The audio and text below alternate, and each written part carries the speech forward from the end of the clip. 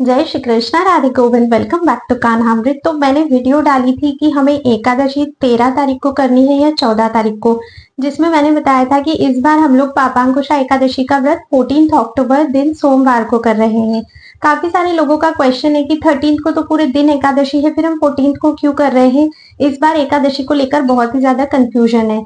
तो मैं आपको इस वीडियो में ज्यादा कुछ नहीं, सिर्फ ये रीजन बताऊंगी कि हम लोग 14 अक्टूबर को एकादशी क्यों कर रहे हैं।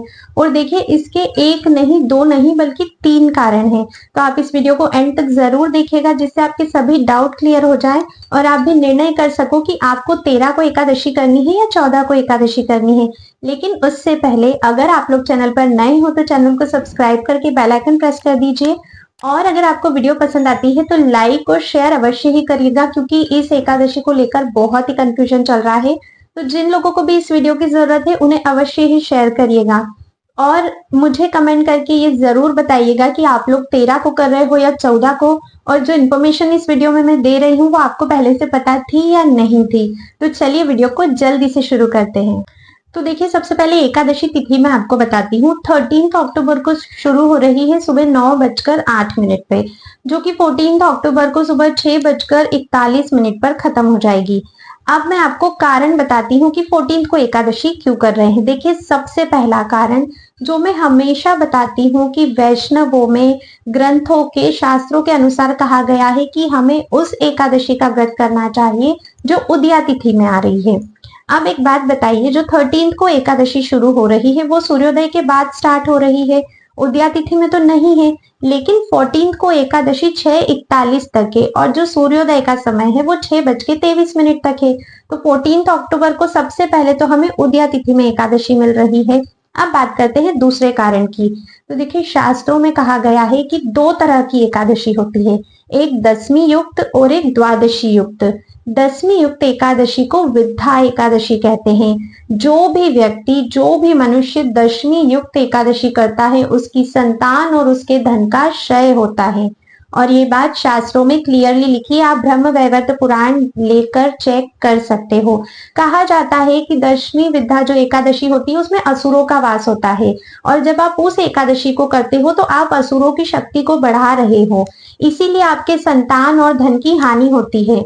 मैंने एक वीडियो बनाई थी माता गांधारी की, आप डिस्क्रिप्शन में से उस लिंक को अवश्य ही चेक करना कि गलत दिन एकादशी करने से क्या होता है। उनके पूरे कुल का विनाश हो गया था। महाभारत हम सब जानते हैं, 100 के 100 कौरव मारे गए थे। दशमी विद्या एकादशी करने के कारण ही ये सब कुछ हुआ था। तो ये हुआ दूसरा कारण कि 13 को जो एकादशी है वो दशमी युक्त एकादशी है, इसलिए भी हम 13 को नहीं 14 को एकादशी कर रहे हैं, क्योंकि शास्त्र आज्ञा है कि हमेशा द्वादशी युक्त एकादशी ही करनी चाहिए।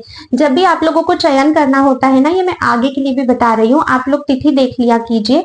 दशमी युक्त और द्वादशी युक्त 2 ही एकादशी होती, तो एकादशी दशमी युक्त करने से अच्छा है कि करो ही मत, या फिर आप करो तो द्वादशी युक्त एकादशी ही करो। क्योंकि जब आप दशमी युक्त करते हो ना, तो आप अच्छा करने के बजाय और गलत कर जाते हो, अपने लिए भी और बाकी समाज के लिए भी। तो ये चीज हमें नहीं करनी है। द्वादशी युक्त एकादशी कीजिए जो हमें शास्त्र आज्ञा है। आप अम्बरीश जी को तो जानते होंगे, अम्बरीश जी ने साल भर की सभी एकादशी करने का अनुष्ठान लिया था। तब उन्होंने कौन सी एकादशी का अनुष्ठान किया था? उन्होंने द्वादशी युक्त एकादशी का ही अनुष्ठान किया था, और साल भर उन्होंने उसी नियम को पालन किया था, क्योंकि वो शास्त्र आज्ञा है। तो ये 2 कारण हो गए। अब हम जानते हैं तीसरे कारण के बारे में। तो तीसरा कारण है कि इस बार 14 अक्टूबर को महाद्वादशी है, त्रिस्पर्शा महाद्वादशी। अगर आप मुझे स्टार्टिंग से फॉलो कर रहे हैं, आपने मेरी पहले की वीडियोस देखी है, तो आपको पता होगा कि महाद्वादशी की कितनी कितनी कितनी अधिक महिमा है। ग्रंथों में कहा गया है कि जब भी कोई महाद्वादशी रहती है तो मनुष्य को एकादशी में व्रत ना करते हुए महाद्वादशी का सम्मान करके महाद्वादशी व्रत ही करना चाहिए। इससे उसे एकादशी व्रत के संपूर्ण फल की प्राप्ति होती है। पूरे साल में 8 महाद्वादशी आती है और हमें इन 8 महाद्वादशियों का व्रत अवश्य से अवश्य ही करना चाहिए। कहीं कहीं तो ये भी कहा गया है कि जो भी व्यक्ति इन 8 महाद्वादशियों का व्रत नहीं करता है, उसे इस पूरी सृष्टि के अनंत तक, जब तक सर्वनाश नहीं होता है, तब तक यमलोक में रखा जाता है। इतना भी शास्त्रों में लिखा गया है। तो इस बार है त्रिस्पर्शा महाद्वादशी। त्रिस्पर्शा महाद्वादशी का क्या मतलब है? जैसे कि नाम से ही समझ में आ रहा है, त्रिस्पर्शा, जो 3 तिथियों को एक साथ स्पर्श करती हो। देखिए 14 अक्टूबर को एकादशी 6:41 पर समाप्त होगी, तभी से द्वादशी तिथि शुरू हो जाएगी। द्वादशी तिथि देर रात 3:42 पर समाप्त होगी और त्रयोदशी लग जाएगी सूर्योदय आने से पूर्व ही। तो इस बार ये तीनों ही तिथियां स्पर्श हो रही हैं, तीनों ही तिथियां एक ही दिन में स्पर्श हो रही है, इसीलिए त्रिस्पर्शा महाद्वादशी का संयोग बन रहा है। और हमें महाद्वादशी का सम्मान करते हुए, शास्त्र आज्ञा का पालन करते हुए, पापांकुशा एकादशी का जो व्रत है वो महाद्वादशी में ही रखना है, जो कि 14 अक्टूबर को है।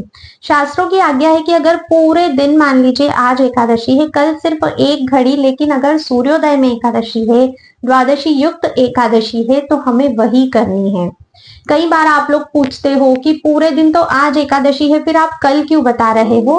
तो उसका कारण यही है कि सूर्योदय के समय हमें एकादशी 1 घड़ी भी है तो करनी है। अगर 10वीं युक्त एकादशी दिन भर है, बिल्कुल मत कीजिए। अगर द्वादशी में एकादशी 1 घड़ी भी है तो हमें करनी है। और इस बार 14 अक्टूबर को ये तीनों ही चीजें हो रही है। सबसे पहला द्वादशी युक्त एकादशी है, उदया तिथि में एकादशी है, और सबसे महत्वपूर्ण त्रिस्पर्शा महाद्वादशी का संयोग बन रहा है।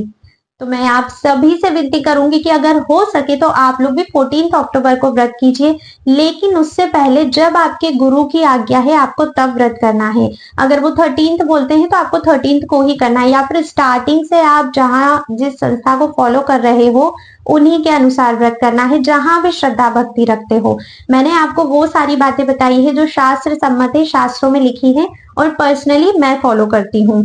आई होप अब आपके डाउट्स क्लियर हुए होंगे कि हम 14 अक्टूबर को क्यों एकादशी व्रत कर रहे हैं। कोई भी संशय है, कोई भी डाउट है, बिना हिचके आप मुझे जल्दी से कमेंट करके पूछना, मैं आपको बताऊंगी उसका भी सॉल्यूशन। किसी भी चीज को ना कोई भी भ्रम दिमाग में नहीं रखना चाहिए, क्योंकि कई बार लोग ऐसा करते हैं कि यार उसने इस दिन बोला है ना, तो अब ठीक है सब लोग कर रहे हैं तो मैं भी इसी दिन कर लेती हूँ, लेकिन उसके मन से वो संतुष्ट नहीं है, उसके मन में उसको फिर भी कंफ्यूजन ही है कि यार क्या मैं सही कर रही हूँ, चलो मैं ऐसा करती हूँ। क्योंकि कई सारे लोग हैं जो दोनों दिन करते हैं। देखिए अगर आप भी दोनों दिन करना चाहते हो, 13 और 14, तब तो आपको प्रणाम है, आप बिल्कुल कर सकते हो। कोई भी व्रत ना करने से अच्छा है कि उसे दुगना करके किया जाए, ठीक है, आप बिल्कुल कर सकते हो। लेकिन अगर आप 14 को करते हो तो ये मत सोचना कि जो लोग 13 को कर रहे हैं वो सही कर रहे हो और मैं क्यों 13 को नहीं कर रही हूँ, मुझसे कोई भूल तो नहीं हो रही है। ऐसा बिल्कुल भी नहीं है, ठीक है। एट द एंड भगवान श्री कृष्ण हमारे भाव के भूखे हैं। वो ये देखते हैं कि ये मेरे लिए कितना कर रहा है, कितना समर्पित है मुझे, और उस भाव को देखकर वो हम पर कृपा करते हैं। और हमारा लक्ष्य भगवान के चरण कमलों की प्राप्ति है। तो कोई भी काम करो पूरे मन से करो, जिसमें आप खुश हो, जिसमें आपको संतुष्टि है, जिसमें आपका मन मान रहा है, उसी कार्य को करिए। आज की वीडियो में बस इतना ही है। मैं आप सभी से नेक्स्ट वीडियो में मिलूंगी, तब तक के लिए राधे राधे।